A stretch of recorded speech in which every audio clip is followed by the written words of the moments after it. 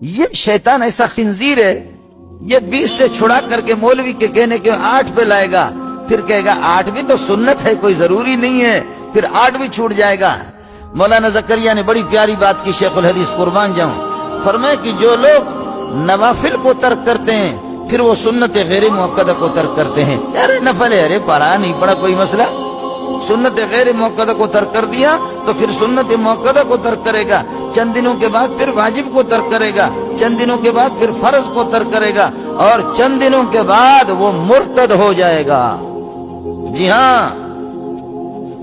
مزے کی بات تو یہ ہے کہ کبھی کبھی لوگ مرتد ہو بھی جاتے ہیں لیکن پھر بھی مومن اپنے آپ کو سمجھتے ہیں۔ اس کا بھی علماء سے رابطہ رکھو کہ جو میرے منہ سے نکل رہا ہے، جو میرے اعمال ہے، وہ اسلامی ہے یا کیا ہے؟ اس طرح بھی ہوتا ہے۔ لیکن اب تو تسلی رکھو، 8 والے اب تو سعودیہ نے فیصلہ کر دیا، 2 سال سے، پچھلے سال بھی ہے اور اس سال بھی آرڈر انہوں نے جاری کر دیا کہ کسی بھی مسجد میں 8 رکعت تراویح ہوگی بھی نہیں۔ اب تو یہ ہو گیا، اس قسم کے لوگوں سے بھی اللہ کام لے رہا ہے، شکر اچھا ہو گیا۔ اس لیے جو بن پائے تراویحوں کا اہتمام کرے، روزوں